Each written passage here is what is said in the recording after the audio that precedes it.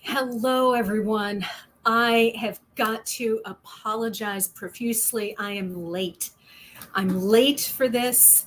I had a presentation, and the question and answers ended up going longer than we were scheduled. So I just literally 30 seconds got off of that, and I jumped over here. So I do apologize.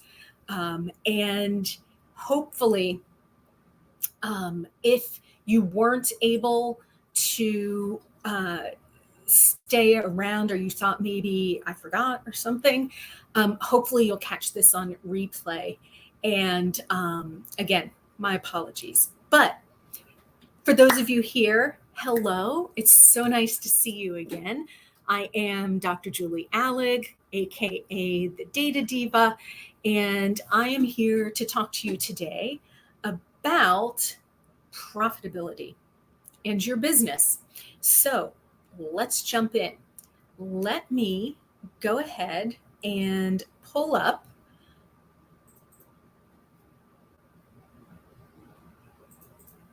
a couple of visuals that I had prepared for today. So here we go. And we got this, and we got this. You guys are awesome. Thank you.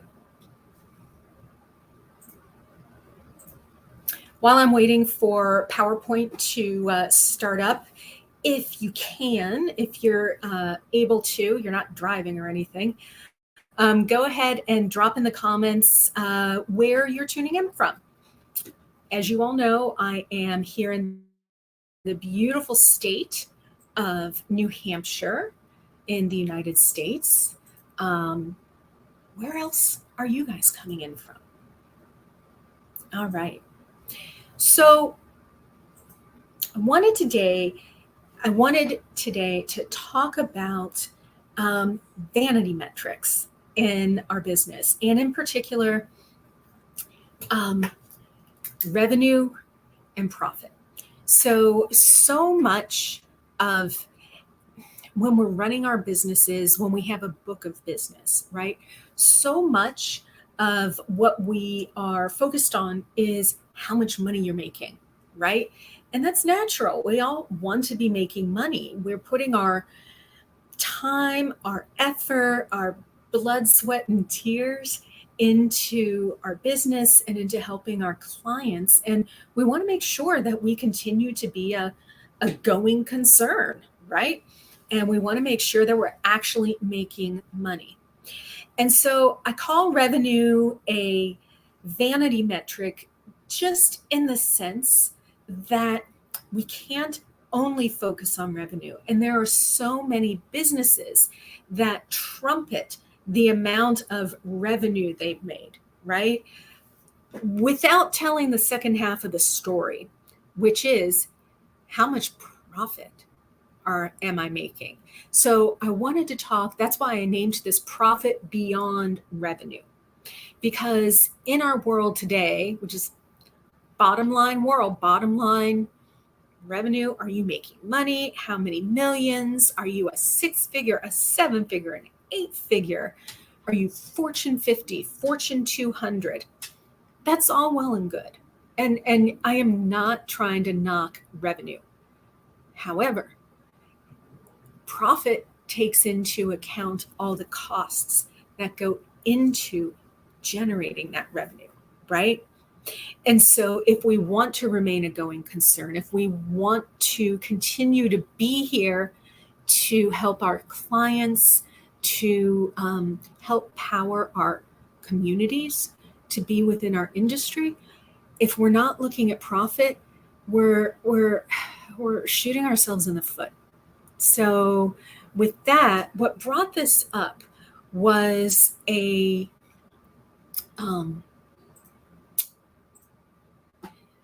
graph that was in the Wall Street Journal earlier this week. So we are right here. There we go. Okay. There we go. So today is the 11th of August, okay, of 2023. And so in the past week, there has been a major trucking company called Yellow that has been having a lot of labor problems. And in the past week, they have declared bankruptcy. And this is not good, obviously. One of the sticking points was the negotiations and the bad state of negotiations with some of the unionized workers. We're not going to talk about that. This is not a labor law or employment law podcast. But looking at this, I was just struck by this. And I wanted to talk about this with you all because this says so much. And so many firms and businesses that I work with, I'm afraid this is what they might have if they look down, they peek under the hood a little bit. So let's look here, the Wall Street Journal. This is Yellow's annual net profit or loss. So right here, they're already not just looking at the revenue, they're looking at profit. I'm not an accountant. I don't know the difference between net profit or regular profit. I don't know, but the word profit is there. That's what we want to be looking at, right? But look at this. You don't often see a y-axis. You look at the y-axis here. You don't often see a chart where the y-axis is mostly under zero, in the negative. And I think this is what struck me, that they didn't break 50 million in profit anytime in the last almost 15 years. And even, what does it say here? Never above 25 million. So those are these little gray bars here. And then the yellow is just how much loss or non-profit, negative profit, how much loss they've been incurring. And that's the sort of thing that if you're only looking at revenue, this is the sort of cautionary tale that could be happening with your business. Or let's say you're a law firm and you've got several practice areas, right? Are you clear on which of the practice areas are not just making a revenue, but turning a profit, right? This is the sort of graph that would be able to show that. It would make it visible right off the bat to you. So this over here kind of is something I know I'll be returning to quite often when I talk about how important it is for businesses to be looking not just at revenue, right? What I'm calling here a vanity metric, but really looking at after costs are accounted for, are we making money? One other thing about this, a couple other things I like because, I teach this stuff and I'm always interested to see how in the news media numbers are portrayed. Sometimes it's not a good way that they're portrayed, very misleading.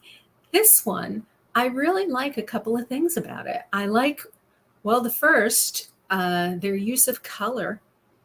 Now, of course, they're using the color yellow, and that calls directly to the name of the company, Yellow Trucking Company. And just as an aside, the yellow on their trucks, the actual color, it so looks more orange to me.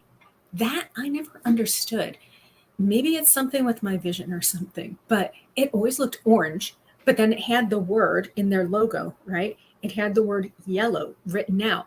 So I'm like, I don't get this. This does not make sense to me. So anyway, Anyway, small aside there.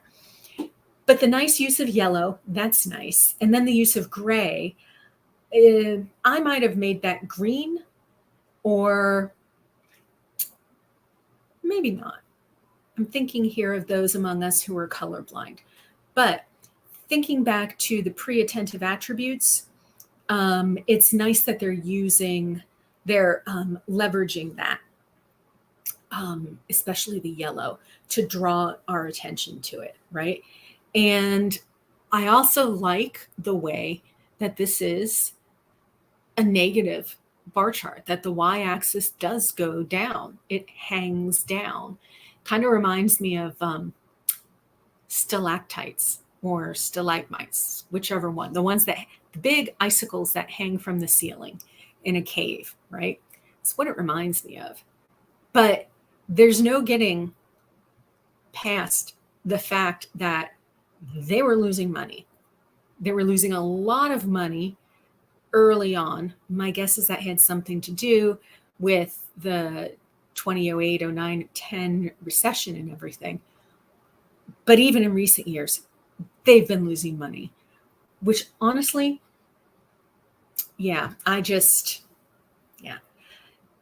The other thing I like about this is the fact that they used a bar chart, and they used a vertical one, not a horizontal one, because again, you get that sense of dropping, like your stomach dropping or something. So I think that for a couple of reasons, this is a nice chart.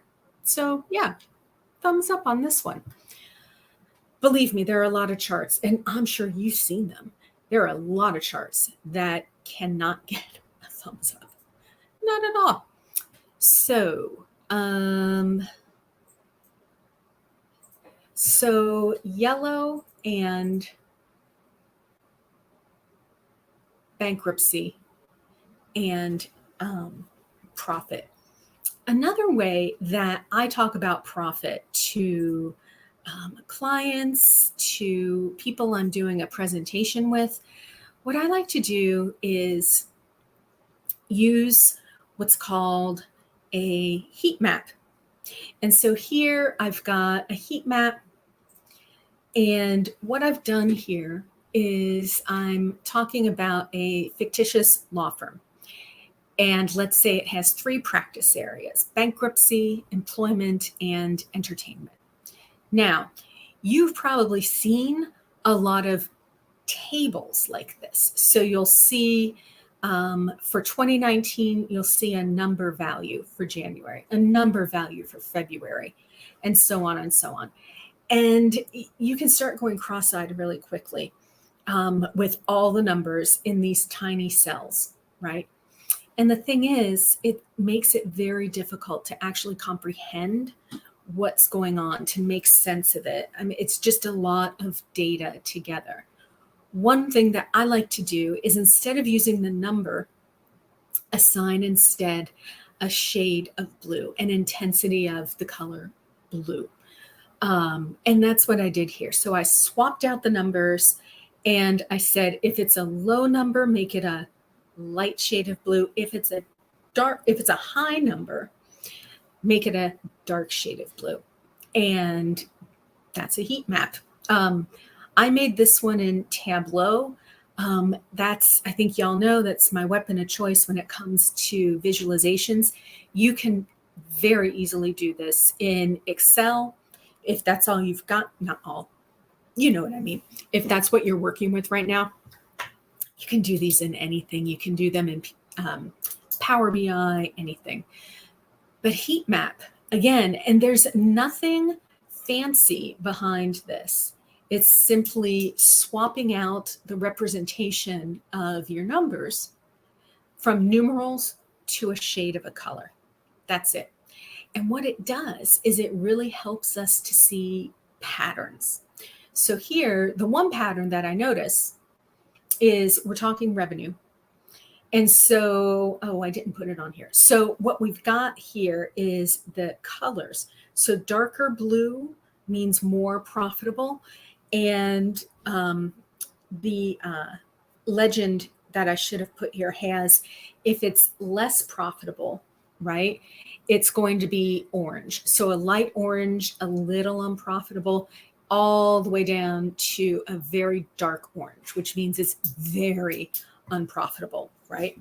But the good news is for this, there's no orange. So right away, the pattern we see is over the past 4 years, all 3 practice areas in this firm have made a revenue. The other thing that's interesting to see is where are all the dark blue colors? They're over here, September, October, November, December. Where are the light blue colors? January, February. So we can start seeing some seasonality, right? Would have been much more difficult. It would have, if we had numbers in here, the cognitive load on our brains would have been much higher. Swapping the numbers for colors and intensity of colors lightens that cognitive load. So we can actually see what's going on much more easily, and we can start making sense of it a lot quicker. So we've definitely got seasonality going on here, just in a broad sense. And it's good news. Everyone is making money. Yay. Not so fast, because remember what I started out talking about today was revenue. Don't fall into the trap of treating it like a vanity metric. So for this, yes, each of these 3 practice areas is bringing in revenue. They're all blue. Some of them are light blue. Some of them are very dark, but at least everything is blue, right? There's more to the story than that, though. And if this is where you stop, then you are going to get a nasty surprise, because instead of, let's take this same graph, okay, this heat map, and instead of the colors here representing revenue, let's have them represent profit ratio. What do we see now?